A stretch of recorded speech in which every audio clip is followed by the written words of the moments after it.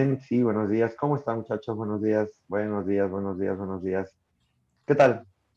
¿Qué tal la semana? ¿Qué tal este inicio de semana? ¿Qué tal el Día de la Madre? Espero que lo hayan pasado bonito junto con sus mamás en su casa. Espero que todo haya sido tranquilidad. ¿De acuerdo? A ver, muchachos, buenos días. ¿Qué hicimos la semana pasada? ¿Qué trabajamos? A ver si se acuerdan.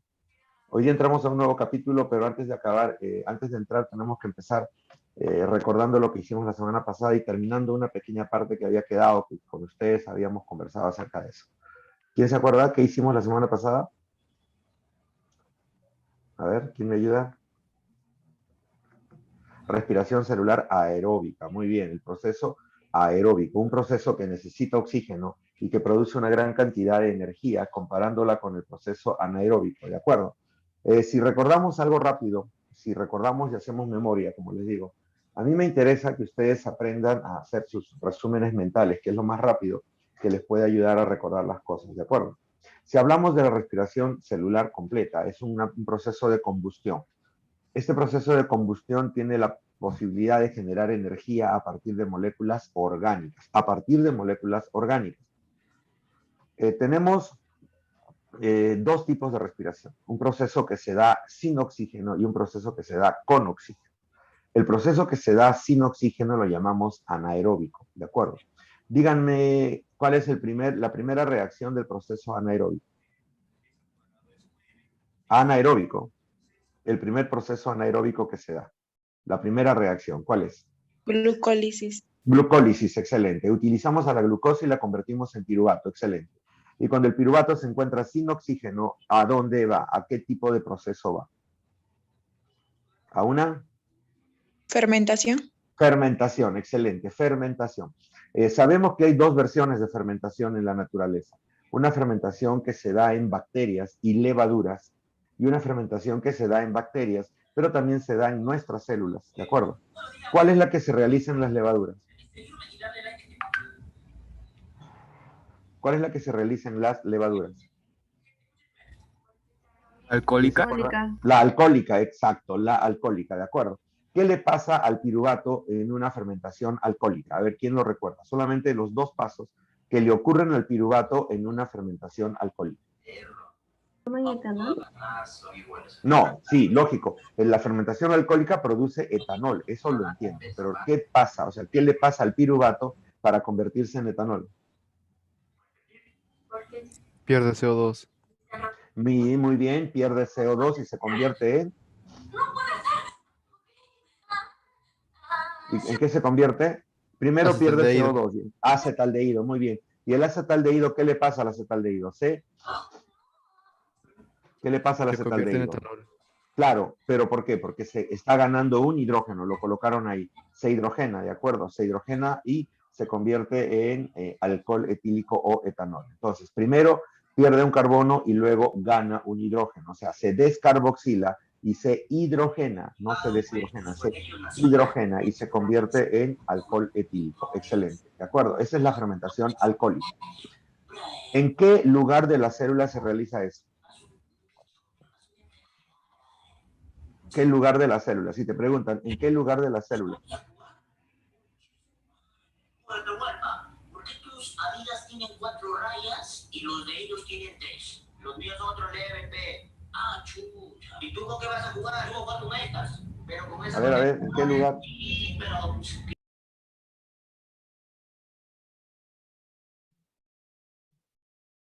A ver, en el citoplasma, muy bien, de acuerdo, en el citoplasma.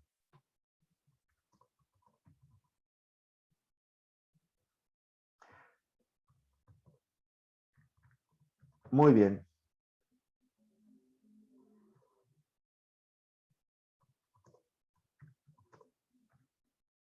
Muchachos, una consulta más. Ahora, dígame, la otra fermentación, la que realizamos en nuestro cuerpo, la que nosotros producimos en algunas células de nuestro cuerpo, ¿qué nombre lleva? ¿Fermentación? Láctica. Láctica. Muy bien. La fermentación láctica se puede dar en dos células de nuestro cuerpo. ¿Cuáles son? ¿Qué células de Neuronas, nuestro cuerpo? citos, Neuronas y miocitos. ¿Qué tipo de miocito? ¿Qué músculo realiza este proceso? Porque si decimos miocitos son todas las células musculares y sabemos que no, pero ¿qué tipo de músculo? Músculo estriado, falta músculo estriado, muchachos, músculo estriado.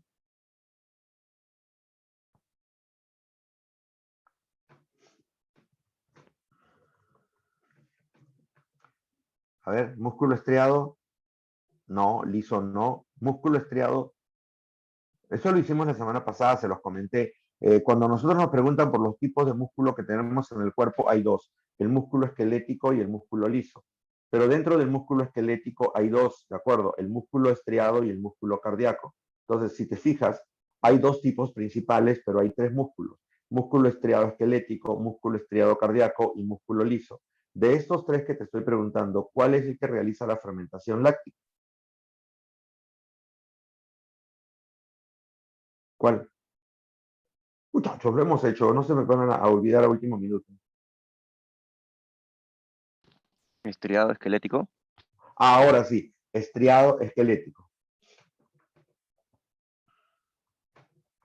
Estriado esquelético, exacto, es el estriado esquelético. Recuérdenlo, por favor, es el músculo estriado esquelético. A nadie se le ocurra marcar estriado cardíaco, porque estaría fallando completamente. Ni liso, bueno, el liso ya definitivamente lo anula, pero te podrías confundir entre estriado cardíaco y estriado esquelético, ¿de acuerdo? Entonces, el esquelético, el cardíaco no entra en el proceso. Tengan mucho cuidado, por favor. ¿Estamos de acuerdo hasta ahí?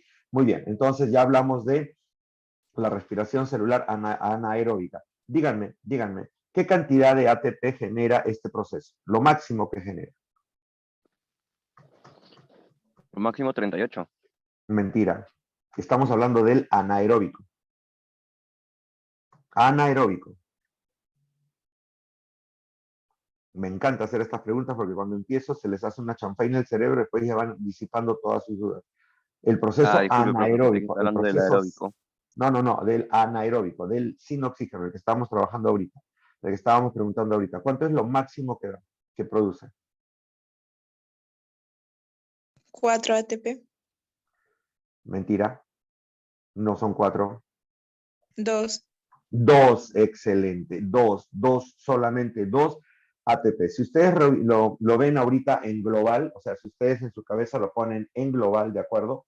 Ven primero a la glucólisis invierte 2, produce 4, te quedan 2 ATP como producto neto, luego entras a la fermentación láctica, fermentación alcohólica, pero tú ves en todo el proceso y el único proceso que genera ATP es la glucólisis. Y solamente te quedan 2 ATP porque lo demás ya lo recuperaste y todo lo demás. Entonces, tú ves en todo el proceso solo 2 ATP.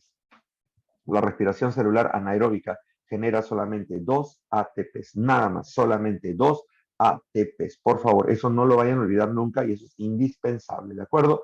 Indispensable. Muy bien, ahora escuchen. Ahora vamos al proceso aeróbico y eso es justamente lo que les dije que repasen para hoy día. A ver si me ayudan. Proceso aeróbico, ¿de quién depende? Oxígeno. Del oxígeno, muy bien. Una glucosa genera 32. 32 ATPs con lanzaderas 36 o 38 36 ATP. a 38 ATPs. Muy bien. Primera etapa. Etapa Citoplasmática o citosólica. Está bien, citoplasmática o citosólica. Primera reacción. Glucólisis, excelente. La glucólisis, ¿de acuerdo? ¿Qué utiliza la glucólisis? La glucosa. Glucosa para generar 2 ATP, 2 piruvatos, 2 NATs. 2 ATPs, 2 NATs y 2 piruvatos. Excelente, muy bien.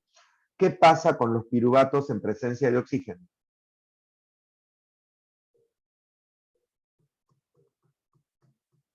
Se van a la etapa mitocondrial.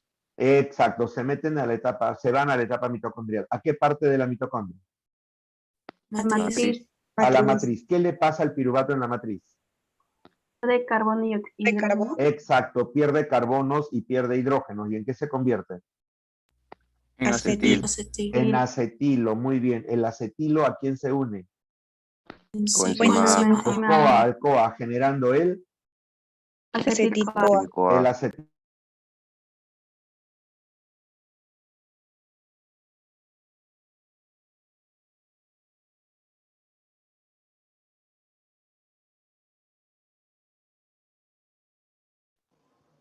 Profesor, su micrófono. Micrófono, profesor. A ver, escúchame, a ver, déjame ver. ¿Está? ¿Ya ahora sí me escuchan? Sí, ¿Me escuchan? Ya ahora sí. Entonces, el Sí. acetil-CoA sirve para iniciar ¿qué? el ciclo de Krebs. El ciclo de Krebs. Muy bien. ¿Uniéndose a quién? Oxalacetato. Oxalacetato. Oxalacetato y formando el Acetato. Citrato. citrato. Muy bien. ¿Qué le pasa al citrato en el ciclo de Krebs? Descompone. Se descompone, perdiendo ¿qué? Hidrógenos Hidrógeno y y CO2. Pierde hidrógenos y pierde CO2. CO2. carbono. Muy bien. Pierde hidrógenos y pierde carbono. ¿Y en qué se regenera? ¿Y a quién regenera? Al Oxalacetato. oxalacetato. Al Oxalacetato. oxalacetato. Muy bien. Regenera al oxalacetato. Díganme ustedes, ¿cuál es el producto del ciclo de Krebs? CO2, un 2 CO2. ATP y 8 hidrógeno.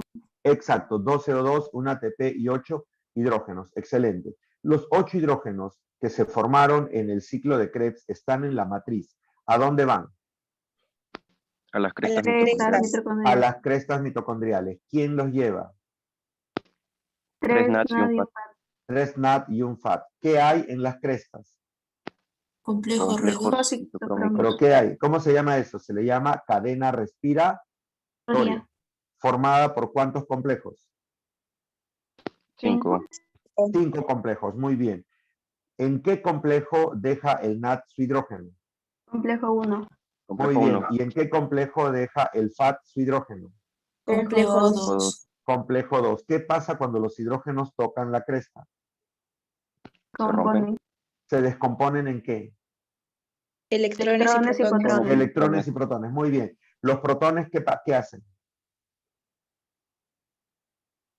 ¿Los protones qué hacen? ¿A dónde van?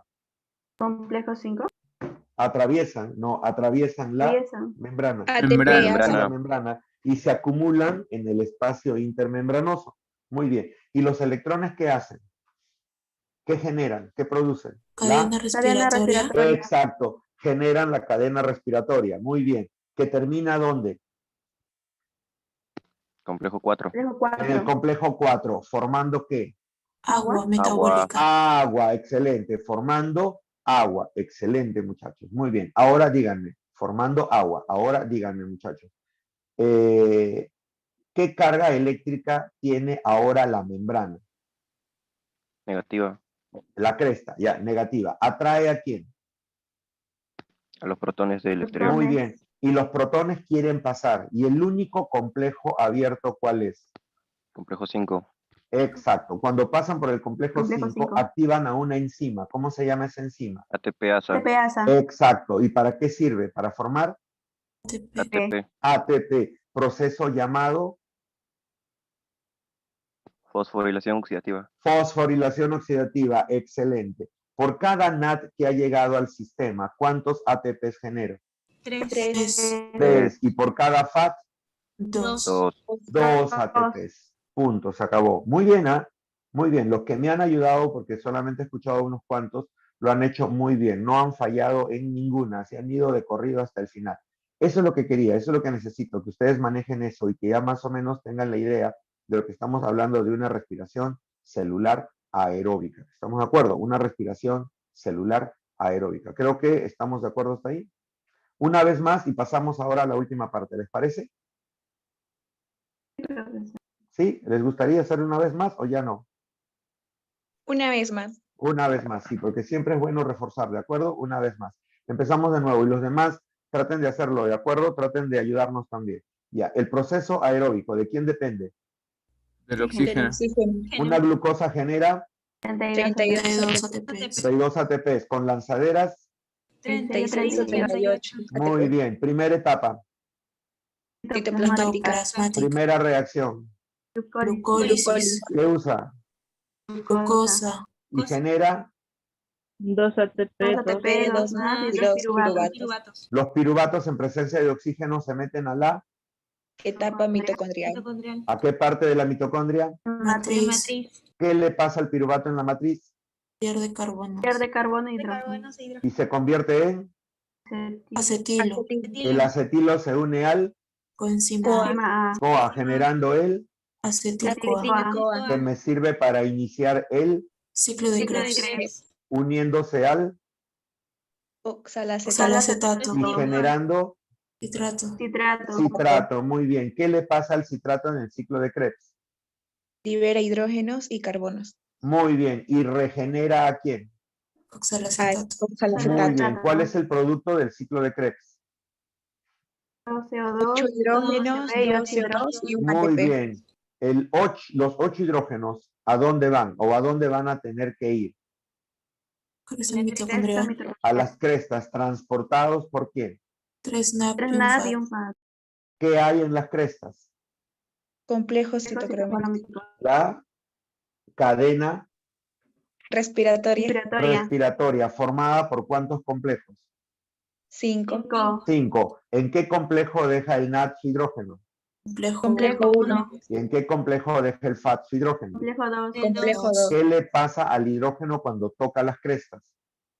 Se descomponen electrones y protones. Se descomponen en electrones y protones. Muy bien, se descomponen en electrones y protones. Exacto, se descomponen en electrones y protones. Muy bien, ahora la pregunta es, ¿qué pasa con los protones? ¿Qué pasa con los protones? ¿Atraviesan la membrana? Atraviesan la membrana y quedan en el espacio intermembranoso. Quedan en el espacio intermembranoso, ¿de acuerdo? ¿Y qué pasa con los electrones? ¿Qué generan? Cadena respiratoria. La cadena respiratoria, que termina ¿dónde? Complejo 4. En el complejo 4, ¿formando qué? Agua. Agua, muy bien. Pero las membranas han quedado cargadas, ¿de qué manera? Las membranas han quedado cargadas positiva o negativamente. Las membranas de la cresta, ¿qué carga tienen? Negativamente. Negativa. ¿Y atrae a quién? A las cargas, Positivas. en este caso a los protones. Y los protones quieren pasar y solamente encuentran ¿cuál complejo abierto? 5. El complejo 5. Cuando pasan por ahí, ¿a quién activa? ATPasa. A la ATPasa, que forma ATP. proceso llamado... Fosforilación oxidativa. Exacto, fosforilación oxidativa, ¿de acuerdo? Ahora, por cada NAD que llega al sistema, ¿cuántos ATPs genero? 3 3 ATPs. Y por cada FAT, 2.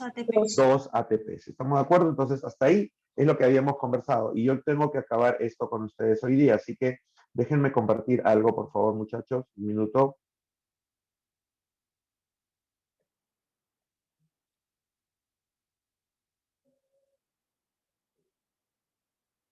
Un minuto. Déjenme ver porque a veces los nombres se confunden acá.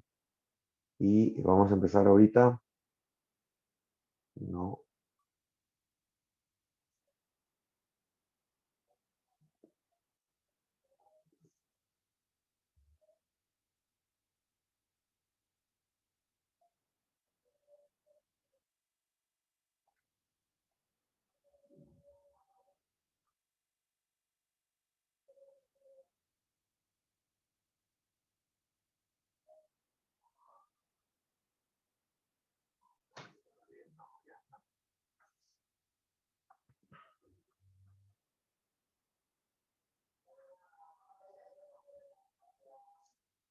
Ahorita, muchachos, déjenme ver acá.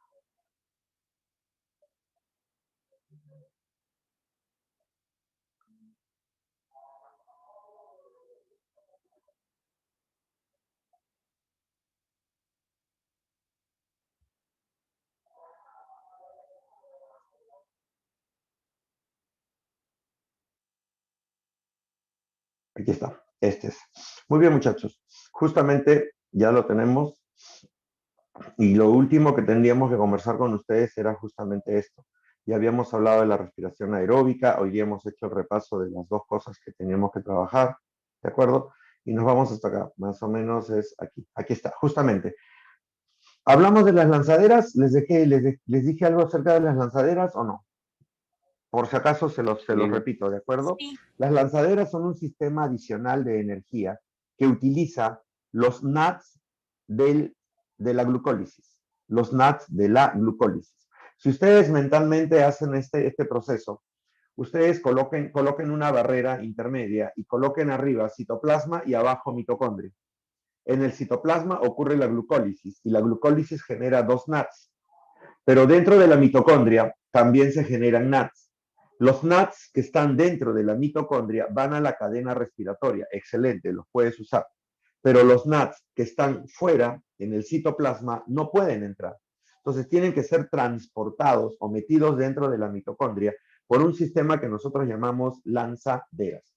Hay 2 tipos, la lanzadera glicerol fosfato y la lanzadera malato aspartato. Cada una trabaja en diferentes lugares. Por ejemplo, la lanzadera glicerol fosfato es utilizada mucho a nivel muscular.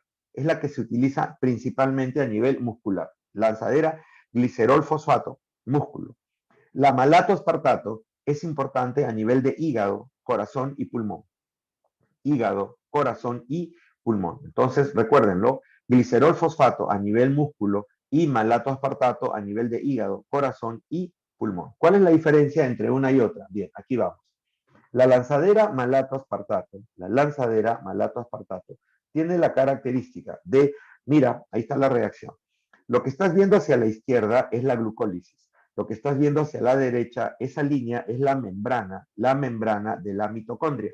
La membrana, ¿de acuerdo? O las membranas de la mitocondria. Entonces, lo que ocurre es un sistema que coge a los NADs de la glucólisis y los mete dentro de la mitocondria. Eso es lo que estás viendo, ¿de acuerdo? Los mete, por ejemplo, en este caso el malato se une al NAD o coge los hidrógenos del NAD, ¿de acuerdo? Coge los hidrógenos del NAD y los mete dentro. Y dentro de la mitocondria genera NAD.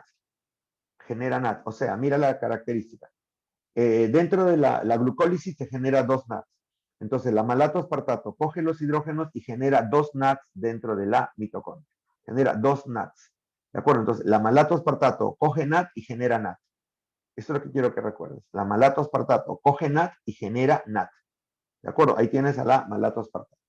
En cambio, la glicerol fosfato no. La glicerol fosfato utiliza un sistema, y mira, igual, está la glucólisis y acá está la membrana mitocondrial y utiliza, en este caso, a la dihidroxiacetona fosfato. Mira, la dihidroxiacetona fosfato viene, le quita los hidrógenos al NAD y se convierte en glicerol 3-fosfato. Y este glicerol 3-fosfato dentro de la mitocondria genera FAT. No NAD, genera FAT. ¿Estamos de acuerdo? Genera FAT.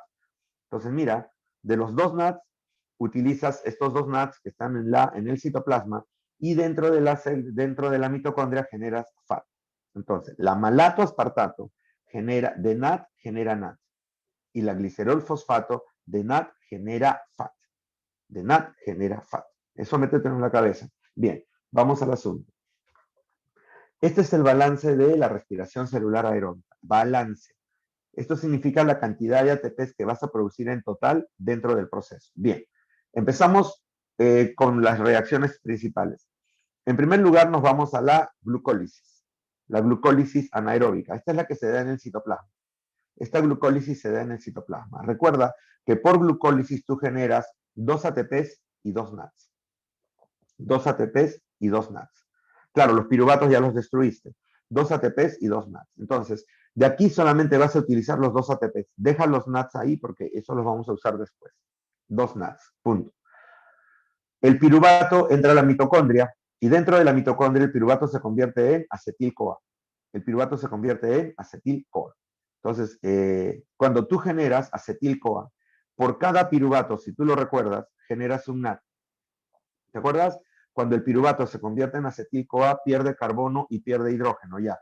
El carbono se fue como CO2, pero el hidrógeno se queda convertido en NAD. Entonces, si por cada piruvato tú generas un NAD, ¿cuántos piruvatos has formado en la glucólisis? 2. Por lo tanto, si son 2 piruvatos, vas a generar 2 acetil-CoA y vas a generar 2 NADs. Esos 2 NADs están en la mitocondria. ¿Y a dónde van? A la cadena respiratoria. Por eso dice NCR, cadena respiratoria. Si tú recuerdas, cada NAD en la cadena respiratoria genera 3 ATPs. Ya, pues fácil. Multiplica 3 por 2, te van a generar 6 ATPs. Ahí están sumados, 6 ATPs más.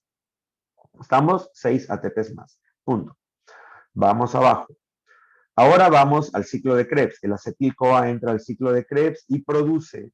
¿Cuál es el producto del ciclo de Krebs? A ver si lo recuerdas. El producto del ciclo de Krebs es 2 CO2, 1 ATP y 8 hidrógenos. 2 CO2, 1 ATP y 8 hidrógenos. ¿Estamos? Bien, ahora escucha. Si por cada vuelta que das al ciclo generas 1 ATP, 2 CO2 y 8 hidrógenos, si son 2 acetilos, vas a dar 2 vueltas. Entonces, todo se duplica. Todo se duplica. Entonces, van a ser 4 CO2, 2 ATPs y 16 hidrógenos. Bien, los 2 ATPs están ahí. Pero los hidrógenos son transportados a la cresta. ¿Por quién? Por 3 NADs y un FAT. Eso es en una vuelta. Entonces, si estamos haciendo todo doble, entonces debe ser 6 NADs y 2 FATs. 6 NADs y 2 FATs. Recuerden que cada NAD, cuando entra en la cadena respiratoria, genera 3 ATPs. Entonces multiplica 6 por 3 son 18. Ahí están los 18 ATPs. Y cada FAT, cuando entra a la cadena respiratoria, se multiplica por 2 porque generan 2 ATPs. Entonces 2 FATs por 2, 4 ATPs. Si suman, por favor, van a tener 18, 20, 24, 30, 32. 32 ATPs. Ahí está los 32 ATPs que yo les decía al principio. Un proceso aeróbico depende del oxígeno. Una glucosa genera 32 ATPs. Ahí están los 32 ATPs. ¿Estamos? ¿Hasta ahí estamos todos de acuerdo? Sí, profe. Excelente. Muy bien, sí. Hasta ahí estamos de acuerdo, porque les estoy demostrando punto por punto los 32 ATPs que se forman. Muy bien. Pero miren ahora esta parte final. Esta es la adición. Si la célula está trabajando con lanzaderas, ahí tenemos. ¿Te acuerdas que la malato aspartato cogía NAT y generaba NAT? Entonces, la malato aspartato coge los NATs del citoplasma y mete 2 NATs dentro de la mitocondria. Entonces, vas a tener 2 NATs más. Si son 2 NATs más, van a la cadena respiratoria, 3 por 2 son 6, vas a tener 6 ATPs más. Y como son 6 más los 32 que ya tenías, ¿cuántos son? 38. Entonces, si tu célula, aparte de trabajar con sus 32 ATPs, utiliza la lanzadera malato aspartato, puede llegar a tener hasta 38 ATPs. En cambio, si trabaja con la glicerol fosfato, coge 2 NADs y genera 2 FATs dentro de la mitocondria. Coge 2 NADs en el citoplasma y genera 2 FATs dentro de la mitocondria. ¿De acuerdo? Entonces, estos 2 FATs multiplicados por 2, porque cada FAT te genera 2 ATPs, son 4 ATPs más. Entonces, has generado 36 ATPs. Entonces, ahí tienes, cuando yo te decía, el proceso aeróbico depende del oxígeno. Una glucosa genera 32 ATPs, pero con lanzaderas puede llegar hasta 36 o 38 ATPs. Punto, se acabó. Esto era lo que faltaba ver del balance y de resumen de lo que teníamos que recordar de la respiración celular aeróbica, muchachos. Creo que ahora sí, ya todos estamos de acuerdo. Ya tenemos la cantidad de ATPs exacto y hemos terminado lo que es el proceso aeróbico. Se acabó. Esto es proceso de respiración celular. Hoy día hemos repasado o hemos recordado así rápidamente el proceso anaeróbico y el proceso aeróbico. Ya lo tenemos y creo que no tengamos problemas en ese sentido. ¿Estamos de acuerdo hasta ahí, muchachos? Sí. ¿Todos de acuerdo? Entonces ya con esto se acabó lo que es respiración celular. ¿Alguna consulta antes de pasar a la siguiente parte? Porque lo que viene no tiene nada que ver con respiración celular y metabolismo. Ya salimos de todo el metabolismo celular. Ya acabamos todo lo que es metabolismo. ¿Alguna consulta? Nada, muchachos. ¿Todo bien? ¿Todo normal? Muy bien. Entonces, ahora empezamos entonces el proceso de ahora. Justamente lo que nos corresponde. ¿Qué nos toca trabajar hoy día, muchachos? ¿Quién me ayuda? ¿Qué nos toca trabajar hoy día? Ley de Mendel. La genética, ¿cierto? Hoy día tenemos que hablar de genética, muchachos. Hoy día nos toca hablar de genética. Y para hablar de genética, hay una serie de conceptos que tenemos que dar inicialmente, ¿de acuerdo? En realidad, la biología actualmente está utilizando mucho estos conceptos de genética Y no solamente, o sea, no específicamente el concepto de genética, sino más que todo lo que es biología molecular. Todo lo que se refiere a biología molecular, ¿de acuerdo? El concepto de biología molecular es un concepto nuevo que ustedes ya más o menos deben haber escuchado, que trata acerca de la biología en la actualidad estudia al ADN y al ARN y trata de entender qué es lo que pasa, qué es lo que ocurre, ¿de acuerdo? Con estos conceptos más importantes acerca de por qué es importante el ADN, qué función tiene el ADN, cuál es la estructura del ADN. Estas fueron las primeras preguntas al principio, ¿de acuerdo? Y luego, ¿qué nos da el ADN? ¿Qué nos ha proporcionado el ADN? ¿Y qué pasa si yo puedo modificar ese ADN y crear nuevas características a partir de modificaciones que se den en este ADN? Entonces, la ingeniería genética ha hecho totalmente este cambio, lo ha hecho total, ¿de acuerdo? Y lo que está haciendo básicamente es tratar de entender y de modificar. Por eso es que ahora hablamos de clonaciones, hablamos de animales transgénicos, hablamos de manipulación genética, hablamos de anticuerpos monoclonales, hablamos de, por ejemplo, usar, de acuerdo a los microorganismos, modificándolos en su estructura genética para que ellos trabajen para nosotros. No sé si a ustedes les han dicho o sabrán que, por ejemplo, actualmente se está usando bastante a las bacterias para que estas bacterias produzcan estructuras o sustancias que nosotros producimos. Por ejemplo, han hecho una manipulación genética para que las bacterias produzcan básicamente insulina. ¿Te imaginas? Las bacterias están produciendo insulina humana. Lo que han hecho es sacar el gen de la insulina, sacar el gen, lo han clonado y ese gen lo han incluido dentro de el genoma de la bacteria. Ahora la bacteria tiene a ese gen, lo tiene, y produce insulina humana, genera insulina humana. ¿Me entiendes? Entonces, imagínate, antes teníamos que purificarla o sintetizarla, pero ahora las bacterias te generan una insulina pues humana, idéntica, con el mismo código, sin ningún tipo de alteración, y se está usando. Una serie de vacunas también se están produciendo de esa manera, porque acuérdate que, perdón, anticuerpos, sobre todo anticuerpos, los famosos anticuerpos monoclonales, que son aquellos que se producen a nivel de microorganismos, los purifican y, bueno, los separan y los purifican, y luego los utilizan para producir curaciones. Muchos de estos anticuerpos actualmente se están usando para curar cáncer, por ejemplo, porque básicamente están siendo producidos específicamente contra una célula cancerosa para que cuando tú lo apliques, esta célula cancerosa sea marcada por estos anticuerpos y los macrófagos de tu cuerpo los eliminen y así poco a poco ir haciendo la eliminación de estas células cancerosas. O sea, es todo un mundo nuevo que se está abriendo y que está muy, muy desarrollado y que ahora con estos avances de la tecnología se está haciendo cada vez más viable y visible, ¿de acuerdo? Entonces, lo que vamos a estudiar ahorita viene a ser algo así como la prehistoria de todo eso, porque este es el inicio, por eso empezó. La genética empezó con Mendel, ¿de acuerdo? Empezó con la genética mendeliana, una genética muy primitiva.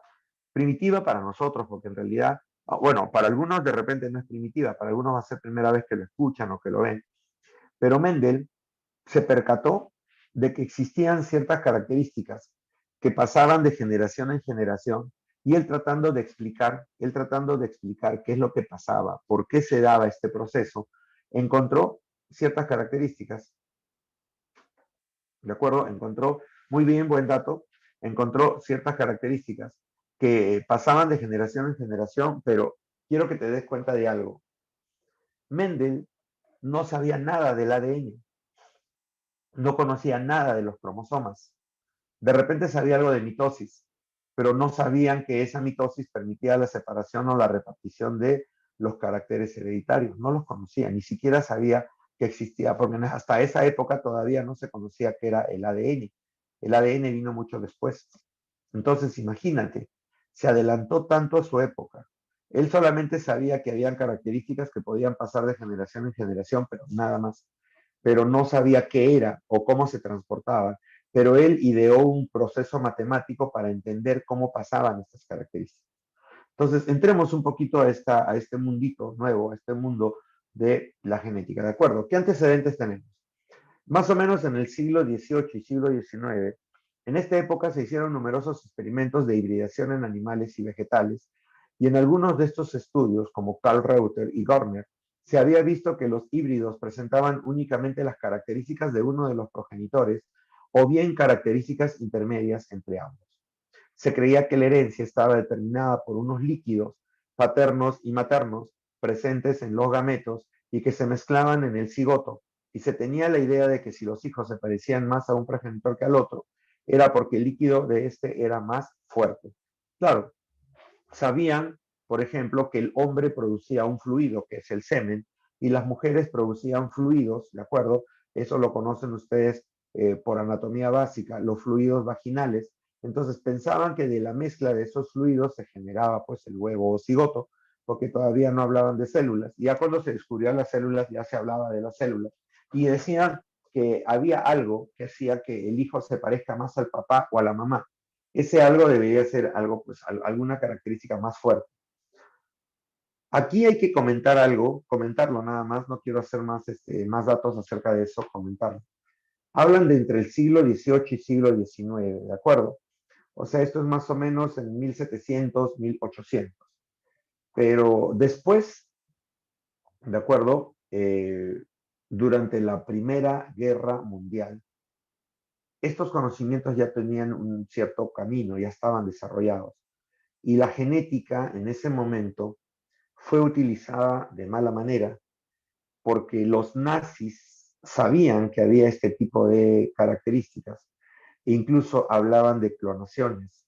Y se sabe y se conoce, eso sí se sabe y está documentado, de que utilizaban a los judíos como animales de experimentación genética, sobre todo cuando hacían trabajos con gemelos. Utilizaban a las mujeres para hacer híbridos y mezclar y hacer, mezclaban básicamente características y creaban embriones que luego colocaban dentro del útero para ver cómo desarrollaban, o sea, los utilizaban como animales de experimentación. Yo la considero es la época más negra que puede haber existido con respecto a la ciencia, ¿de acuerdo? No discuto que de repente de esas pruebas, de esas características o de ese tipo de trabajos se han obtenido muchos resultados que ahora son utilizados, ¿de acuerdo? Pero la mala práctica y el no respeto de la vida, eso sí deberíamos nosotros juzgarlo y condenarlo. Pero es como un comentario nada más, se los dejo ahí como un comentario, ¿de acuerdo? Que cuando la ciencia está siendo utilizada de mala manera, puede crear pues cosas terribles que la humanidad no puede perdonar. Pero bueno, comentario nada más, no quiero decir nada más. Bien, en 1866, Gregor Mendel descubre los principios de la herencia, estudiando durante 10 años Pisum sativum o guisantes, las arvejas. Su obra no tuvo repercusión por parte de la comunidad científica de la época, eso sí hay que ser sinceros, nadie le entendió. Fue un monje botánico, matemático, que llegó a la Real Sociedad Científica de Inglaterra, expuso su trabajo, dio sus resultados y quedó ahí. Es un trabajo más de alguien que nadie entendía qué es lo que decía, porque, ya, ¿y de qué me vale saber de qué color me van a salir las alberjas o de qué textura me van a salir las alberjas? No le interesaba a casi nadie, así que era un trabajo sencillo nada más, ¿de acuerdo?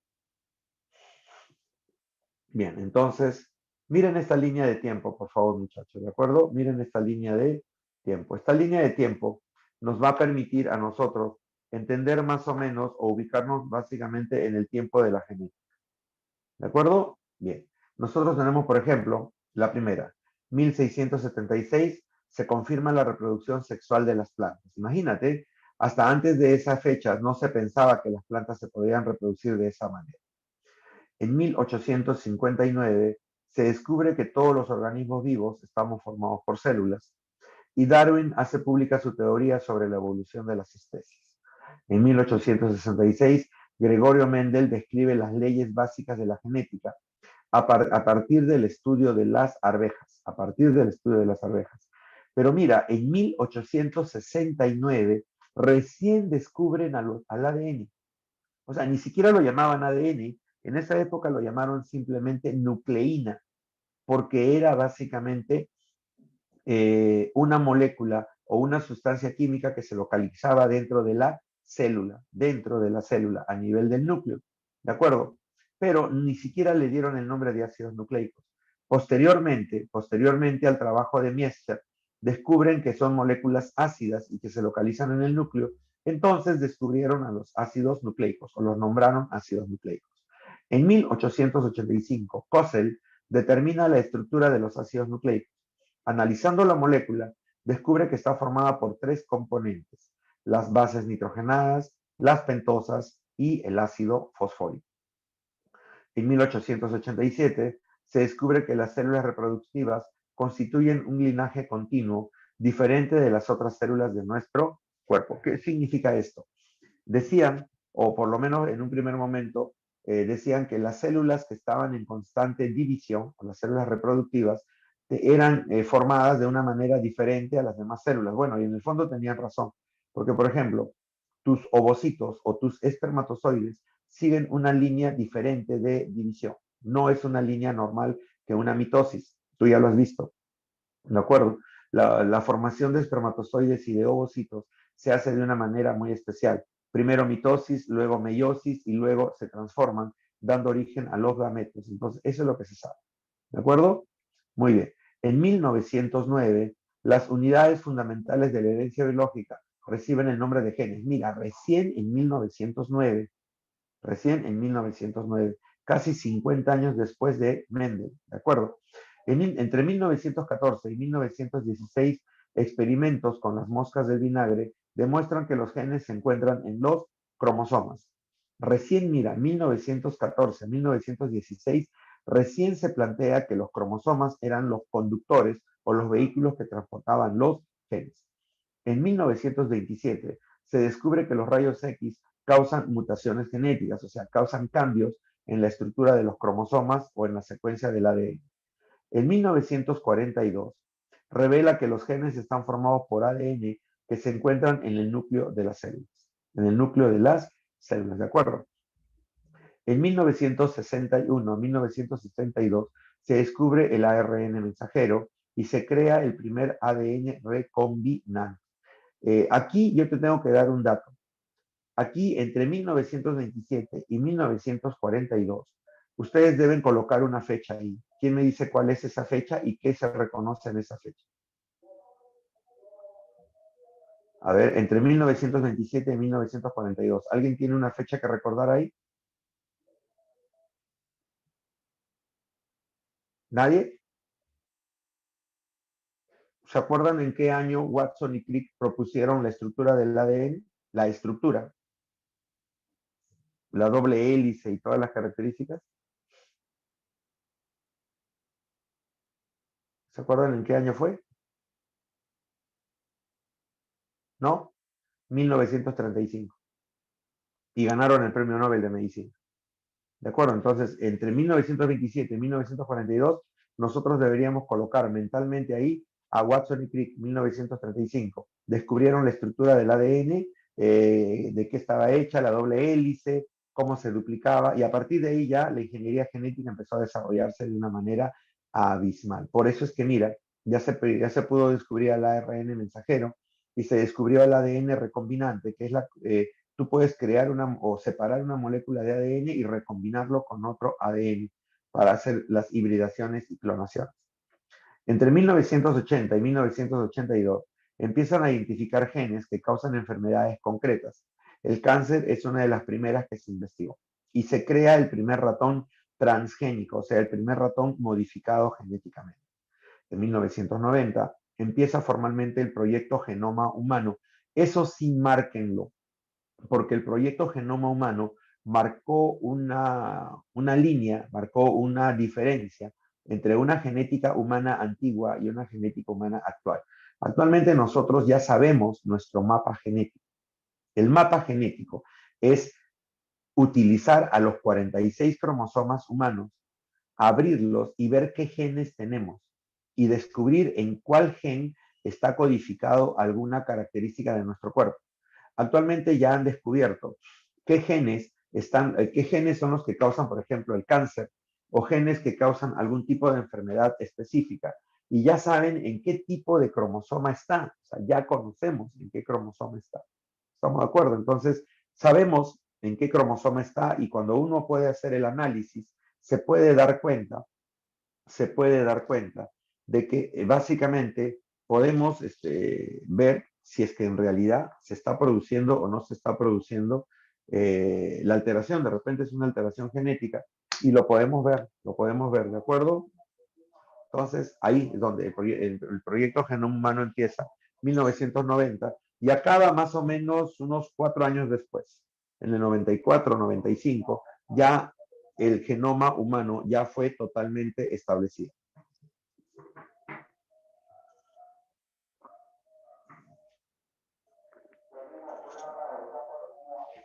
Ahora, muchachos, miren la fecha, 2006. Primera terapia con anticuerpos monoclonales aprobada. El problema fue que cuando empezó la genética, o sea, el genoma humano, el proyecto Genoma Humano, y empezaban a manipular cromosomas, a manipular el ADN, los científicos se volvieron locos, hay que ser sinceros, se volvieron locos, es que pensaban que ellos ya tenían todo el poder en sus manos. ¿Y qué significaba todo el poder? Ellos ya se imaginaban que podían manipular y hacer lo que quieran con el gen. Porque lógicamente, si tú sabes de qué está hecho, sabes cuál es su estructura, sabes cómo modificarlo, entonces tú puedes hacer lo que quieras, puedes modificarlo a tu antojo. ¿De acuerdo? Y empezaban pues a alucinar que podían cambiar, podían hacer, eliminar genes, aumentar genes, crear el individuo perfecto humano. Eso sí creo que me lo pueden entender. Alucínate a un humano sin ninguna tara, sin ninguna enfermedad, con el genoma puro y lo más limpio posible, le quitaste todo lo que podía causarle enfermedades, vas a crear pues a un humano perfecto. Entonces, esa era más o menos la idea que se pensaba. Pero es ahí donde empezaron a hacer discusiones y es allí, en esa época, donde empieza un término que ustedes de repente por ahí van a escuchar, la bioética. Bioética. En este caso, se está aplicando las normas éticas a la biología. Igual como otras carreras tienen su ética, la biología también tiene que empezar a tener. Y en ese momento empezaron a hacerse una gran cantidad de conferencias y discusiones acerca de la ética genética, de la ética biológica. ¿Y esto qué significa? El respeto a la vida y el respeto a la información genética. Nadie es dueño del gen, nadie es dueño del ADN. El ADN es patrimonio universal de los humanos. Todos somos dueños del ADN y nadie, por más que lo estudie o lo haya descubierto o lo haya encontrado, se debe sentir dueño de este proceso. Entonces, ese es el problema. Allí vamos al asunto, ¿de acuerdo? ¿Por qué? Porque básicamente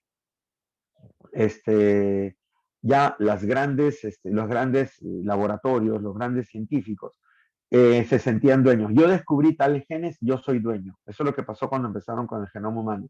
Porque el genoma humano fue hecho en varios laboratorios.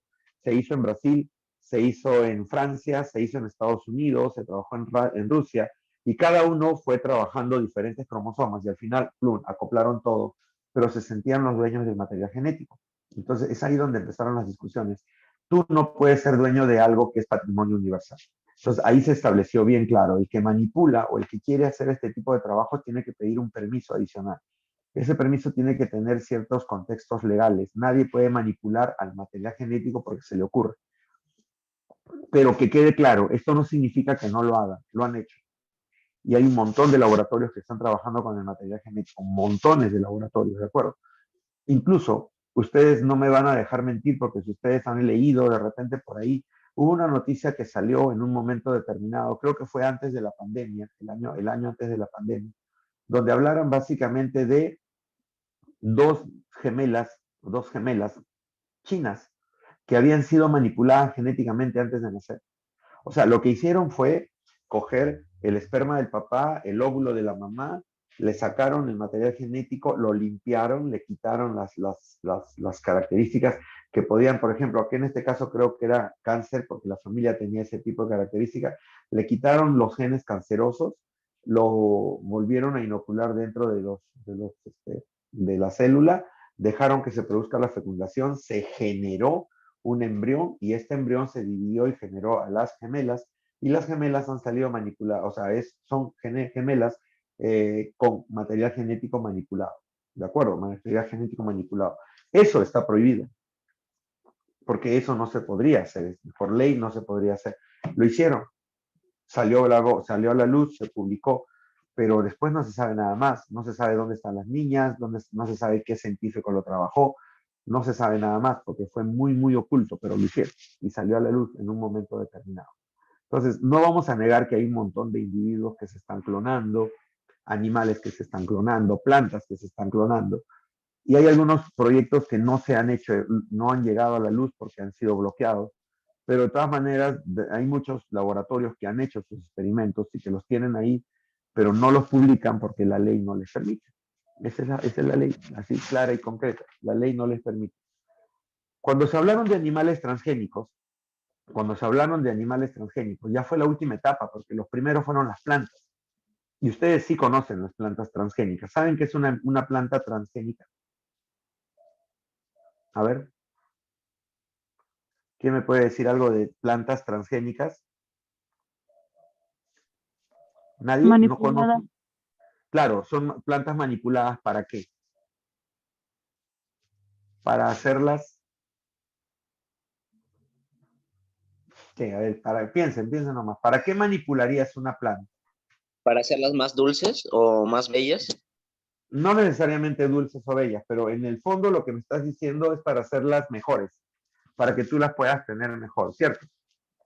Por ejemplo, ¿cuál es el problema del tomate? Que el tomate se pudre muy rápidamente. ¿Cuál es el problema de la papa? Que la papa se pica o se aguzana muy rápidamente. ¿Cuál es el problema de, por ejemplo, qué más? El problema de las uvas o el problema de el algodón, que tenían la característica de contagiarse fácilmente de ciertos parásitos que inmediatamente las dañaban. Entonces, lo que hicieron fue manipular genéticamente a estas plantas para evitar que tengan ese tipo de alteraciones. ¿De acuerdo? Para evitar que tengan ese tipo de alteraciones. Entonces, en los laboratorios los trabajaban, los ponían básicamente, hacían los cruces normal, todo estaba controlado. Pero después llegó un momento en que quisieron probarlo en la naturaleza y quisieron lanzar estos materiales a la naturaleza. Muchos países tercermundistas, donde nosotros estamos incluidos, ¿de acuerdo?, aceptaban este tipo de procesos. El Perú no iba a ser la excepción, porque lógicamente vienen acá, te ofrecen algo, doran la píldora, como dicen, te engañan, y al final tú aceptas, qué chévere, me van a regalar semillas, yo voy a poder tener mejor agricultura, se los puedo regalar, y de parte el gobierno, como siempre, jalándose su pedacito de dinero, porque te pagamos tanto para que tú pruebes esto en tu país, y ya, y el gobierno, tú sabes que la corrupción está por todas partes. Y se quiso hacer eso, se quiso traer plantas transgénicas y meterlas dentro de nuestros campos de cultivo. No te discuto que de repente algo por allí esté dándose, pero la gran cantidad de plantas que iban a llegar de manera transgénica se bloquearon porque a nivel de Congreso hubo alguien que por lo menos tuvo 2 neuronas conectadas y se dio cuenta que eso podía causar un debacle del ecosistema peruano y se lo iba a llevar a pique. Es que si ustedes ya lo deben saber, el Perú es un país privilegiado en el mundo, porque en el Perú tenemos casi todos los climas del planeta, y eso lo saben ustedes porque lo han estudiado por geografía. Entonces, traer algo acá a probar en términos genéticos es probarlo como si lo estuvieras probando en todo el mundo, porque en cada clima y en cada región geográfica que nosotros tenemos, son características diferentes y tú puedes probar a la planta que quieras ahí y ver cómo actúa y cómo responde frente a estos cambios climáticos y todo lo demás. Pues era un campo de cultivo excelente y un campo experimental excelente, pero gracias a Dios se pudo detener. Ahora hay reglas, ahora hay normas, ahora hay ya un reglamento establecido Y se cuida mucho eso, ¿de acuerdo? Ahora, no te discuto que por ahí de repente haya pasado y me van a decir, profe, pero yo sé que están haciendo esto. Sí, no lo discuto, pero no en la envergadura en la cual se iba a hacer en ese momento, porque iba a ser totalmente catastrófico. Iban a lanzar papas modificadas, tomates modificados, plátanos modificados. Imagínate, nosotros somos el banco de germoplasma de la papa del mundo. Acá tenemos una gran cantidad de papas, variedades de papas de todo tipo, que las papas que se hacen, que se cultivan en otras en otras partes del planeta, son plantas que se han salido de acá y se han aclimatado y se han adaptado y han generado variedades en otras partes. Pero esas plantas no tienen el germoplasma nativo y cuando necesitan repotenciar sus genes, las traen acá, las mezclan con nuestro material genético y llevan plantas potenciadas. ¿De acuerdo? Eso es lo que nosotros estamos cuidando. Y bueno, esperemos que las cosas se mantengan todavía así y esperemos que, bueno, la corrupción no vaya por ese lado, pero esa es la genética, para que te des cuenta que uno dice, no, pero la genética, ¿qué tiene que ver? Para mí no. Lo que comes es genética. El tomate que te estás comiendo, la papa que te estás comiendo, el arroz que te estás comiendo, son genéticos. Y hay algunos alimentos que son ya modificados. Por ejemplo, las galletas Oreo son hechas con harina transgénica. Harina transgénica, una harina modificada, un trigo modificado que se ha hecho para tener una mayor producción y que sean más resistentes a las plagas. Pero la diferencia es que nosotros comemos la harina, no comemos la célula. Esa es la diferencia. Tú comes el producto del metabolismo, que en este caso es el almidón, pero no te estás comiendo a la célula. Porque si tú comieras a la célula, esa célula tiene el ADN transgénico modificado y no sabemos qué va a pasar contigo, no sabemos qué va a pasar contigo. Porque ese material genético, igual como se pegó dentro del ADN del trigo, se puede pegar en tu ADN y puede causar una serie de daños y no sabemos qué puede pasar. Pero como te digo, cuando es el producto, como en este caso es el almidón, te causa problema, pero es una planta transgénica. Ese es el punto, ¿de acuerdo? Entonces, ¿se dan cuenta? Esas son las características que nosotros tenemos que recordar. Bien, muy bien. Entonces, sigamos. En el 2015, ¿de acuerdo? El primer reporte del uso de terapia génica contra la leucemia, que ahora se está haciendo bastante, los cánceres están siendo tratados con terapia genética, ¿de acuerdo? Y publican los primeros experimentos modificando embriones, o sea, de modificaciones del genoma embrional. En el 2015, mira, reciente, ¿de acuerdo? Los primeros experimentos donde se puede modificar el ADN de los embriones. Imagínate, lo que te comenté de las chinitas. En el 2015 se hizo eso y después ya se publicó que habían nacido chinitas con este tipo de características. Entonces mira cómo la genética ha ido cambiando y mira todo lo que nos está dando y todo el potencial que nos está dando. Entonces avancemos, muchachos. Ya volamos un rato por el mundo de la genética. Ahora, yo les dije, y esto sí quiero que quede de acuerdo, antes de hablar de la línea de tiempo, yo les hablé acerca de Mendel, 1866. Mendel publica su trabajo y nadie lo entiende. Ahora ya entiendes por qué, porque no se sabía ni siquiera qué era el ADN, no se sabía nada. Después se fueron descubriendo. Y en el año de 1900, Hugo de Bryce, Karl Correns y von Teckermack, ¿de acuerdo? Redescubren los trabajos de Mendel. O sea, estos biólogos leen el trabajo de Mendel, lo leen, ¿de acuerdo? Y utilizan toda su información, ¿de acuerdo? Toda su información para recrear nuevamente los trabajos de Mendel. O sea, hicieron nuevamente los trabajos de Mendel. Pero ahora fíjate, al hacer los trabajos de Mendel, al hacer o realizar los trabajos de Mendel, se dieron cuenta que aplicando los conocimientos que ellos tenían, eran 1900, ya se conocían muchas cosas, ¿de acuerdo? Entonces, ya podían entender qué es lo que pasaba con el material genético. Y ya podían entender qué era la manipulación genética. ¿De acuerdo? En el siglo XX se demuestra de diversas maneras que los principios de la herencia se cumplen también en animales, porque básicamente Mendel hablaba de plantas, entonces todo el mundo pensaba que esto era solamente exclusivo de las plantas, pero no, luego no, ya se descubrió que era para los animales también. Y Thomas Hunt Morgan, en el año de 1926, biólogo y genetista estadounidense, descubre que los genes se transmiten a través de los cromosomas y confirma así las leyes de la herencia de Gregorio Mendel y sienta las bases de la genética experimental moderna. Sí, porque a partir de Thomas Hunt Morgan, los laboratorios de genética utilizan las moscas, en este caso la Drosophila melanogaster, para hacer prácticas. En las prácticas de genética en el laboratorio se hacen con estas mosquitas. Se cruzan y se cuentan la cantidad de características y se siguen y se trata de corroborar que sigan las leyes de Mendel. Punto. Algunos conceptos básicos de genética, algunos conceptos básicos que ustedes ya deben manejar y que tienen que tener presente, ¿de acuerdo? Por ejemplo, el ADN, ¿de acuerdo? En términos de ADN, hay dos formas de ver al ADN. En términos bioquímicos, por ejemplo, si yo te preguntara, en términos bioquímicos, ¿qué es el ADN? ¿Qué me dirías tú? En términos bioquímicos, ¿ah? Defíneme el ADN. Acá sí tienen que ayudarme ustedes, porque estos son términos que ustedes ya manejan. Hay algunos que no, pero bueno, algunos términos que no, pero la mayoría sí los manejan, así que ayúdenme. A ver, en términos de genética, en términos bioquímicos, ¿qué es el ADN? Si yo te pregunto, ¿qué es el ADN? Respóndeme con lo que te venga a la cabeza.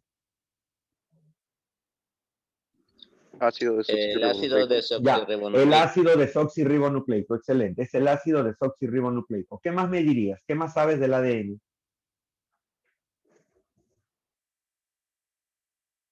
¿Qué más sabes? ¿Está formado por cuántas cadenas de polinucleótidos? 2. Por 2 cadenas. ¿Paralelas o antiparalelas? Antiparalelas. Antiparalelas. Y las 2 cadenas se mantienen unidas a través de ¿qué? ¿Cómo se llama el enlace? Fosfodiéster. Fosfodiéster. No, mentira. Las dos cadenas se mantienen unidas a través de ¿qué enlace?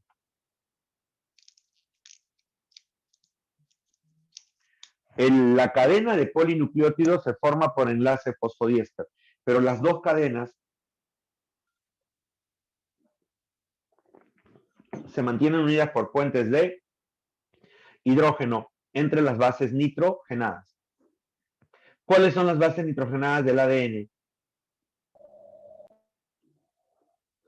¿Cuáles son las bases nitrogenadas del ADN, muchachos? Adenina, citosina, guanina y Timina. Exacto, adenina, guanina, citosina y timina. Muy bien, adenina, guanina, citosina y timina. Muy bien. Ahora, cuando hablamos del ADN como parte estructural, así como me lo acabas de mencionar tú, ¿de acuerdo? Solamente nos está diciendo cuáles son las estructuras, ¿de acuerdo? Su ADN, las 2 cadenas, las bases nitrogenadas, los puentes de hidrógeno, etc. Pero el asunto aquí es a verlo desde el punto de vista genético. ¿Por qué es importante el ADN? ¿Por qué es importante que tu célula tenga el ADN? ¿Quién me dice? ¿Por qué es importante que tengamos ADN? Se supone que el ADN es el material que lo tiene todo tipo de células, ¿de acuerdo? Todas las células lo tienen. Pero ¿por qué es importante el ADN? ¿Quién me ayuda? ¿Qué te da el ADN? Puedes leerlo. ¿El material genético? Exacto, pero ¿qué es eso? A ver, ahí lo tienen, ¿ah? Lo tienen en la diapositiva y lo pueden leer. El ácido desoxirribonucleico es una molécula que forma parte de todas las células y contiene la información genética utilizada en el desarrollo y funcionamiento de los organismos. O sea, ¿quién controla todo el desarrollo y toda la función de tu cuerpo? El ADN. El ADN es el que contiene el mensaje genético para que toda la función para que la función y organización celular se dé. O sea, que si ese ADN está alterado o está modificado, toda la estructura y la función celular se va a alterar totalmente. O sea, nosotros somos el producto de esta información. Imagínate que nosotros dependemos de esta molécula. Si esta molécula se altera, tú te alteraste totalmente. Tu cuerpo no estaría. Si, por ejemplo, este ADN estuviera totalmente alterado, tu cuerpo no se hubiera formado. No se hubiera formado. Porque ese ADN que se formó de la unión de tu papá con tu mamá aportó ADN, tu mamá aportó ADN. Ese ADN se unió en el huevo cigoto, que es una célula. Y esa célula que tiene ese ADN, el ADN empezó a funcionar y empezó a ordenar. Y le dijo, divídete. Y empezó a dividirse. Cuando llegó a una cantidad determinada de células, le dijo, posesiónate y vete a diferentes lugares y empieza a transformarte. Y obligó a las células a transformarse, dando origen a todas las células que forman parte de tu cuerpo. Y les dijo a cada célula, funciona de esta manera, controla de esta manera, sintetiza esto, o produce esto, o trabaja de esta manera, y tu cuerpo fue organizándose y fue funcionando hasta que al final dio origen a un individuo completo. Y mira, hasta ahora sigues funcionando porque el ADN lo permite. El día que el ADN diga hasta aquí nomás, se acabó todo. O sea, imagínate lo importante que es esta molécula a nivel genético. Y es el que determina las características que tú tienes ahorita. Todo lo que tú tienes ahorita es por el ADN. Tu coeficiente intelectual, tu cuerpo, tu metabolismo, todo lo que haces tú está controlado por el ADN. Quieras o no quieras, esa es la base. La base, es como quien dice, el chip de tu vida. Ya, para hablar en sus términos que ustedes manejan ahora, es el chip. Te quito el chip, desapareciste. Ese es el punto. Creo que lo entienden, ahora sí. ¿Ya lo entienden? Muy bien, entonces mira, ya se quedaron pensando ustedes. Ya. Imagínate que esa molécula que tienes ahí dentro está controlando todo tu cuerpo, toda tu vida. Y si ese ADN se altera, ahí empiezan los problemas. Ahora, ¿dónde tenemos este ADN? ¿Dónde lo tenemos? Nosotros lo tenemos en nuestro cuerpo, pero ¿dónde está? Está en la célula. ¿En qué parte de la célula? Está en el núcleo. ¿En qué parte del núcleo? ¿O qué forma en el núcleo? Forma la cromatina, ahí la tienen. Y la cromatina ya la conocen porque la hemos hecho. Es una sustancia que la célula eucariota, de la célula eucariota, compuesta por una combinación de proteínas llamadas histonas. ¿De acuerdo? Esta cromatina básicamente va a ayudar a la formación de los cromosomas. Los cromosomas. Las histonas son proteínas que se asocian al ADN y lo empaquetan. Y son proteínas básicas que tienen una gran cantidad de arginina y lisina en su estructura. Entonces ahí tienes a la cromatina. El ADN está dentro de nuestras células formando la cromatina, y la cromatina es el ADN más proteínas histonas, y está dentro de nuestro núcleo. Muy bien. Ahora, ¿qué es un gen? ¿A qué llamamos gen? Los genes son segmentos de ADN, pedazos de ADN, ¿de acuerdo? Son pedazos de ADN que van a codificar una característica. ¿Estamos de acuerdo? En tu ADN, imagínate que tú tengas un ADN que mida 100 metros. Ya, solamente utópicamente, piensen así. Tú tienes un ADN que mide 100 metros. 100 metros. Cada metro es un gen. ¿Y por qué? Porque ese metro está codificando una información para una característica de tu cuerpo, de tu estructura. Entonces, o sea, este ADN que tiene 100 metros, cada metro determina un gen. Entonces, en este caso, tendríamos 100 genes. Y el conjunto de estos genes funcionando determinan tu estructura. Entonces, si lees ahí, se conoce como un gen a la cadena de ácido nucleico, una estructura que se constituye como una unidad funcional a cargo del traspaso de rasgos hereditarios. El gen, como unidad que conserva datos genéticos, se encarga de transmitir la herencia a los descendientes o a los descendientes. Tú has heredado genes de tu papá y de tu mamá, y en tu cuerpo se han unido y se han mezclado y han generado genes nuevos que vas a heredar a tus hijos. Y tus hijos van a heredar a tus nietos, y así va a ir progresivamente pasando esta información de generación en generación.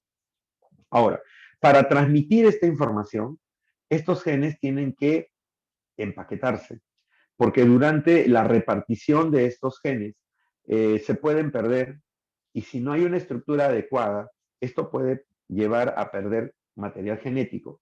Y eso es justamente la función de los cromosomas. ¿Qué son los cromosomas? Son estructuras que se encuentran en el centro, o sea, en el núcleo de las células, que transportan fragmentos largos de ADN. El ADN es el material que contiene los genes y es el pilar fundamental del cuerpo humano, y los cromosomas también contienen proteínas que ayudan al ADN a existir en la forma apropiada. Lo de cromosomas ya lo conoces, así que no voy a hacerme problemas porque ya lo hemos hablado un montón cuando hablamos de mitosis y de meiosis. El cromosoma es la condensación del ADN. Acuérdate que hemos visto eso, el ADN se une a las proteínas histonas y forman los nucleosomas forman los solenoides, los bucles, y al final se van condensando y van formando a los cromosomas. Entonces, imagínate, el ADN, proteínas histonas y sus etapas de condensación del cromosoma. ¿De acuerdo? Muy bien. Aquí tienes, los cromosomas son estructuras que contienen a los genes y están compuestos por cromatina y son visibles solo durante la división celular, como hilos o como bastones. Las cromátidas es la subunidad longitudinal de un cromosoma que resulta de la replicación cromosómica. ¿Estamos de acuerdo? Entonces, Tú ya sabes que una cromatina es todo. Ahí estás viendo el esquema. El esquema de arriba, mira el ADN, estos pedazos de ADN se van formando y se van empaquetando. Ahí tienes a los genes. Los genes forman parte de los cromosomas y están localizados en las cromátidas. Cromátidas es todo el cromosoma a lo largo. Partes el cromosoma en dos, ahí tienes una cromátida. Y ahí estás viendo a una cromátida y a su cromátida hermana. Ahora, ¿qué es el locus? A ver, vamos a ponerlo de esta manera para que lo puedas entender. Imagínate el ADN. Ya. Imagínate el ADN como un pedazo de lana, un pedazo de hilo de lana, para hacerlo más o menos práctico y entendible. Es como si hubieras cortado tú 10 metros de lana, de hilo de lana, ya. Y lo tienes ahí todo enredado. Lo tienes al frente todo enredado, así totalmente suelto. ¿De acuerdo? Muy bien. Tú vas a marcar un pedazo de ese ADN, de ese pedazo de lana. Lo vas a marcar. De repente lo pintas. Si es una lana blanca, pintas un pedazo de un color rojo, por ejemplo. ¿De acuerdo? Luego, este ADN que está allí, que es la lana, empiezas a empaquetarlo y terminas formando una estructura compacta, que es el cromosoma. Cuando te das cuenta, en el cromosoma vas a encontrar el pedazo de lana que has pintado de color rojo. Todo el cromosoma es blanco, pero hay un pedacito que está allí, el color rojo, que es justamente lo que has marcado.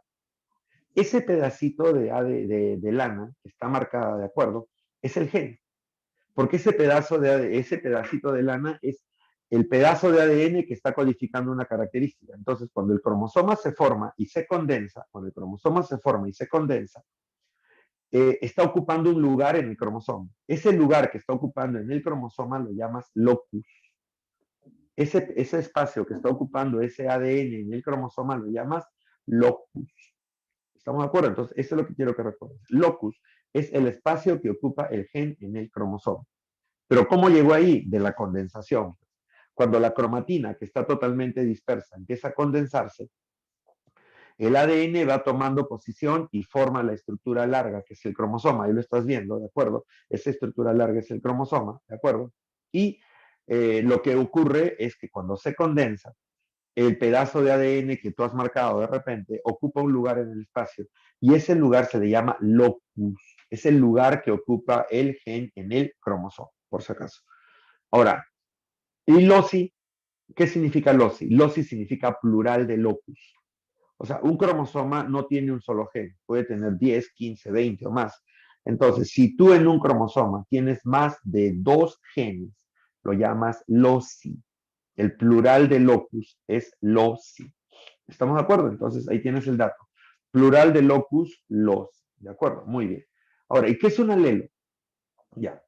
El alelo es la variedad de un carácter. La variedad de un carácter, o sea, el tipo, los tipos de un carácter. En este caso, por ejemplo, estás viendo que el gen está ocupando un locus, mira el esquema, pero el gen están ocupando el mismo locus en los cromosomas. ¿Qué significa esto del mismo locus en los cromosomas? El cromosoma que está hacia la izquierda es el cromosoma de tu papá, y el que está hacia la derecha es el cromosoma de tu mamá. Cada uno trajo el gen para el color de ojos, por ejemplo. Vamos a ponerle así, color de ojos, ¿de acuerdo? Entonces, estos dos genes, como son dos cromosomas iguales, el cromosoma de tu papá y el cromosoma de tu mamá, tienen que ser iguales porque tu papá y tu mamá pertenecen a la misma especie. Estos cromosomas se llaman cromosomas homólogos. Eso ya lo hemos conversado también cuando hablamos de meiosis. Son cromosomas homólogos. Pero tu papá trae el gen para el color rojo y tu mamá trae el gen para el color azul. O sea, los dos codifican el mismo carácter, color de ojos, por ejemplo. Pero el papá codifica color de ojo rojo y la mamá codifica color de ojo azul. Esa variedad se le llama alelo. O sea, ese carácter tiene dos alelos, uno para el color rojo y otro para el color azul. Pero determinan el mismo carácter, porque es el color de ojos. El carácter es el color de ojos.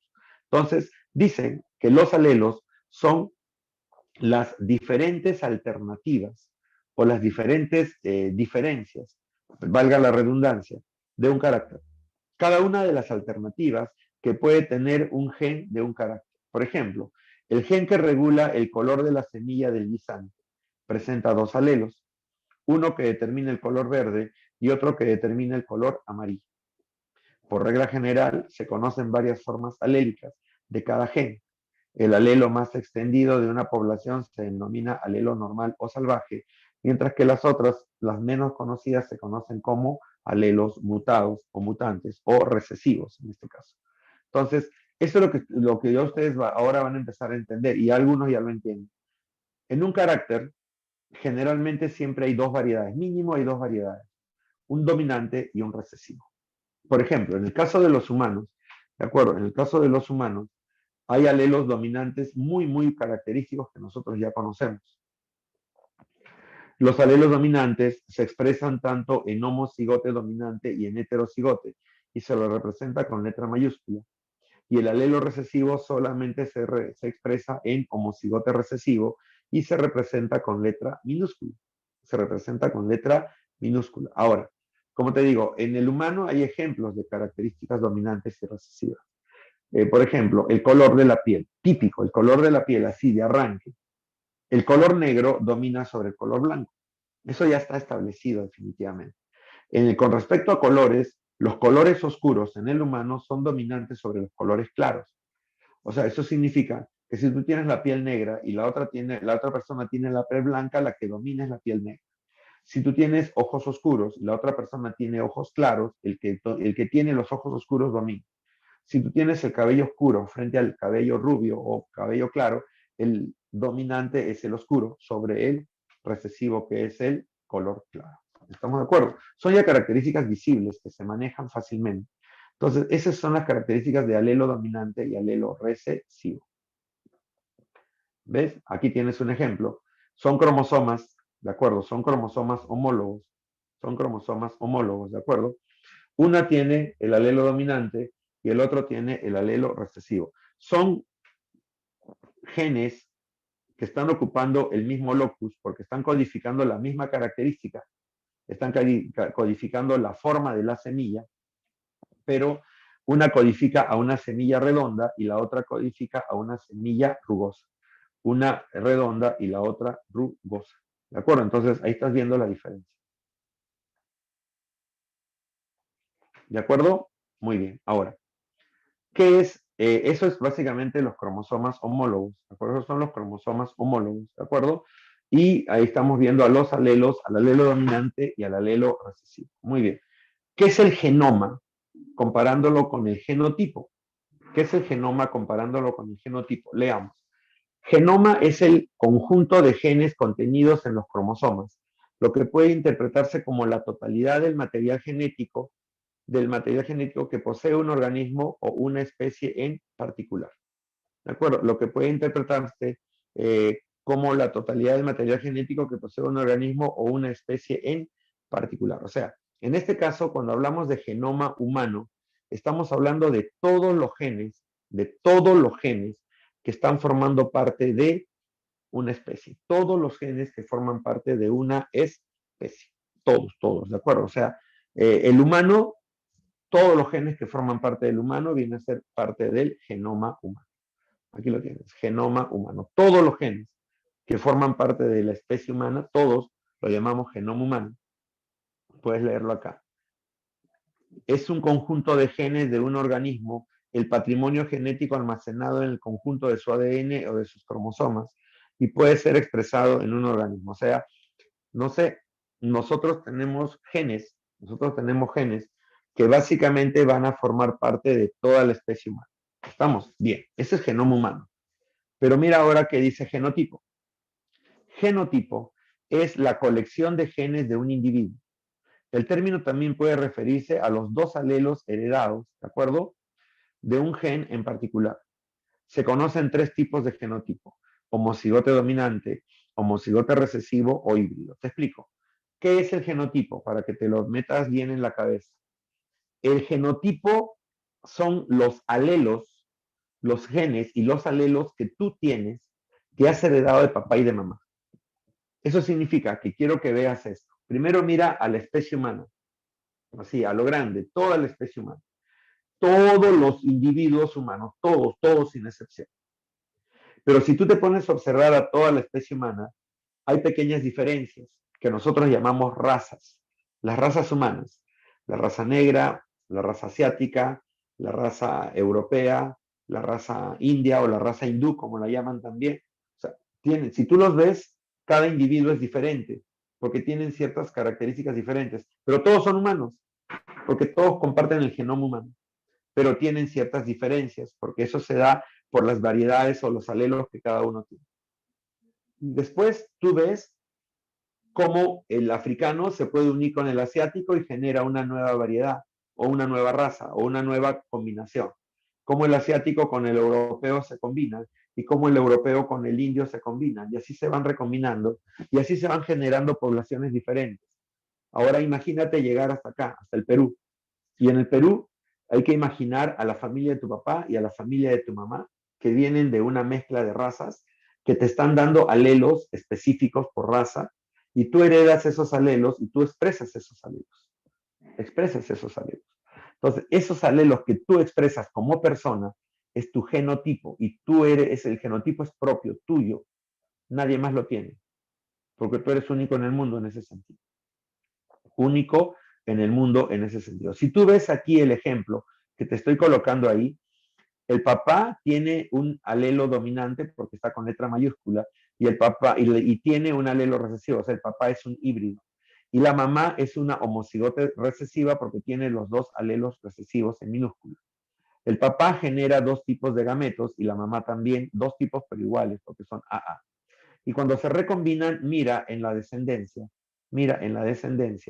hay hijos e hijas que tienen los mismos genotipos del papá y de la mamá, se han recombinado. Entonces, el genotipo es la recombinación de estos genes que le damos de papá y de mamá, y conocemos tres versiones. Cuando los dos alelos son dominantes, tanto el que has heredado de papá como el que has heredado de la mamá, los dos alelos son dominantes, lo llamas homocigote dominante. Cuando los dos son recesivos, llámalo homocigote recesivo. Pero cuando uno, o sea, un cromosoma tiene el dominante y el otro tiene el recesivo, uno tiene el dominante y el otro tiene el recesivo, ¿de acuerdo? Entonces se conoce al híbrido, se llama híbrido. ¿Por qué? Porque es la mezcla de los dos caracteres, ¿de acuerdo? La mezcla de los dos alelos. Entonces, homocigote dominante, homocigote recesivo, híbrido o heterocigote. Aquí también tienes una forma de ver. El papá te está heredando el alelo dominante. La mamá te está heredando el alelo recesivo. Son dos alelos, ¿de acuerdo? Entonces, imagínate, ¿qué pasaría si papá y mamá tuvieran los dos alelos dominantes? Serías un homocigote dominante, como lo que estás viendo hacia la izquierda. Y si los dos fueran recesivos, tendrías un homocigote recesivo. Pero si papá tiene dominante y mamá tiene recesivo, se producen los híbridos o heterocigotes que estás viendo al medio. ¿De acuerdo? Bien. Ahora, ¿qué es el fenotipo? El fenotipo. Dicen que el fenotipo es la expresión del genotipo, pero bajo la influencia del medio ambiente. Es la expresión del genotipo bajo la influencia del medio ambiente. ¿Estamos de acuerdo? Entonces, el fenotipo es cuando se ve lo que tenemos dentro de los genes. El genotipo no lo vemos, pero la expresión de los genotipos sí. Por ejemplo, yo puedo ver tu color de ojos, tu color de cabello, la forma de tu nariz, la forma de tu boca, la forma de tu cara, tu estatura, ¿de acuerdo? El lunar que puedas tener, el grupo sanguíneo que tú tengas, la posición de tus órganos. Eso es fenotipo. Yo estoy viendo la expresión. Y todo eso está codificado en tus genes. ¿Estamos de acuerdo? Entonces, recuérdenlo, por favor. El fenotipo siempre está condicionado por el medio ambiente. El medio ambiente condiciona las características del fenotipo. Por ejemplo, ¿por qué nosotros tendemos a tener la piel y los ojos oscuros? ¿Por qué no somos rubios de ojos verdes? Porque el medio ambiente lo determina. Nosotros hemos heredado genes de ese tipo porque nuestros padres y ancestros han vivido en esta zona, que es una zona cerca al Ecuador. Es una zona donde tenemos una mayor cantidad de radiación solar y nuestro cuerpo tiene que protegerse de las radiaciones porque si no la célula puede sufrir mutaciones y generar células cancerosas. Y para eso produce un pigmento llamado melanina. Y la melanina es la que nos protege contra este proceso. Entonces, por eso es que nosotros tendemos a oscurecernos más. Y mientras más expuestos estemos al sol, somos más oscuros, porque estamos estimulando la formación de la melanina. ¿Qué pasaría, por ejemplo, si tú te vas a vivir a Europa? Por ejemplo, te vas a vivir a Europa unos 3 años o 4 años. Claro, esto déjalo de forma natural, ¿eh?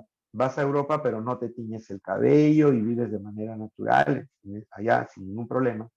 Cuando regresas, una de las características rápidas de ver es justamente cómo te has despigmentado. Has perdido color.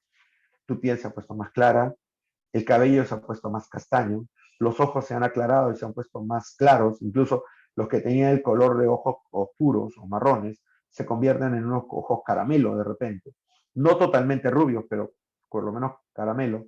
Y el cabello se vuelve un poquito más castaño, ¿de acuerdo? ¿Y por qué? Porque como allá en Europa no hay el estímulo de la luz, tú vas a poder empezar a dejar de producir pigmento porque no lo necesitas para desperuanización, qué malo. Pero en cierto modo sí, no solamente del peruano, toda persona que cambia de ambiente o que cambia de hábitat va a tener ese tipo de función, porque el medio ambiente siempre estimula tus características, siempre, siempre, eso se va a dar siempre. ¿Estamos de acuerdo entonces? Ahí tienes. Estos son los conceptos más importantes de genética. He hablado de genotipo y hay 3 tipos de genotipo: homocigote dominante, homocigote recesivo e híbrido. Hemos hablado de fenotipo con sus características, así que ya se están dando cuenta ustedes del proceso. Bien, muchachos, estamos ya a punto de terminar. Y acá algunos datos. Cuando se habla de genética, se estudian los caracteres. ¿Qué son los caracteres? Caracteres cualitativos y caracteres cuantitativos. ¿Por qué lo llamas cualitativo? Esto puedes traerlo de tus conocimientos de habilidad matemática. Cuando hacen estudios de características cualitativas y cuantitativas. Cualidad no se puede medir, solamente se compara. Cualidad no se mide, se compara. Rojo, blanco, alto, bajo, gordo, flaco, liso, rugoso, solamente comparas. En cambio, en cuantitativo sí le puedes dar valores, y en cierto modo tú puedes contar y darles diferentes tipos de valores, la estatura, el peso, ¿de acuerdo? Qué sé yo, la densidad, la concentración de algo tiene una cantidad determinada. Entonces, eso se llama carácter cuantitativo. Y cualitativo solamente es cuando comparas 2 alternativas, nada más. ¿De acuerdo? Blanco, rojo, liso, rugoso, a las largas, a las cortas. Eso se le llama carácter cualitativo. Bien, ahora, ¿cómo se trabajan los problemas de genética? Los problemas de genética se trabajan colocándole símbolos, ¿de acuerdo? Y aquí tenemos 4 formas de simbolizar. Cuando solamente tienes 2 pares de alelos, al alelo dominante le colocas la letra mayúscula y al recesivo la letra minúscula. Nada más, cuando tienes 2 alelos, lo que hizo Mendel, el alelo dominante, letra mayúscula, el alelo recesivo, letra minúscula.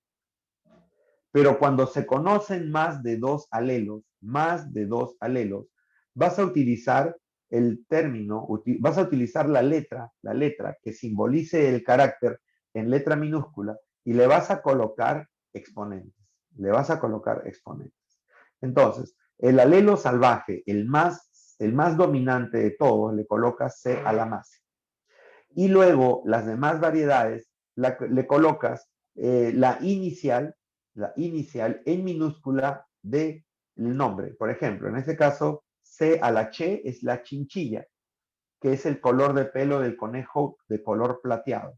C a la H es el himalayo, que son los conejos que tienen la pata, la cola y las orejas de color negro y la nariz.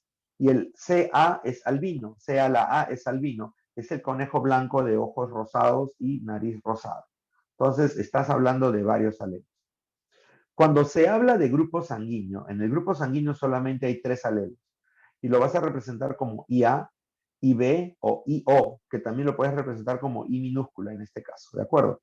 Y en el caso de herencia ligada al sexo, cuando es una herencia ligada al sexo, estás indicando que vas a colocar la inicial del carácter, en este caso el color ébano, es un color marrón que se presenta en estas mosquitas, de acuerdo con herencia ligada al sexo. Vas a colocar la inicial en minúscula, y si le colocas el exponente más, estás indicando que es el color normal o el color salvaje. Pero si lo colocas sin el exponente, estás hablando que es la mutación. En este caso es el gen mutado, que en este caso es el color ébano, que es muy, muy oscuro, frente al marrón, que es mucho más claro. Estas son las notaciones y estas son las terminologías básicas de la genética, muchachos. Hemos hablado de la historia, hemos hablado de las características, hemos hablado de los términos y hemos llegado hasta notación genética. La próxima semana vamos a hablar de las leyes de Mendel. No solamente de la primera, vamos a hablar de la primera y segunda ley de Mendel. Y vamos a hacer algo más adicional, que creo que no está estipulado en tu programación, pero lo vamos a hacer. Vamos a hablar de la herencia post-Mendel o de la herencia que viene después de Mendel. Hay otra herencia post-mendeliana. Entonces, con esto estamos acabando por hoy día, muchachos. Repasen la terminología, porque saben que siempre se los voy a preguntar. Hemos entrado a ese mundo nuevo de la genética, ya estamos trabajando todo lo que es la genética, así que repasen. Hoy día me gustó cómo han trabajado, muchachos. Me han respondido todo lo que hemos hecho de respiración celular. Muy bien, muy bien. Los felicito. Han practicado y han repasado. Los que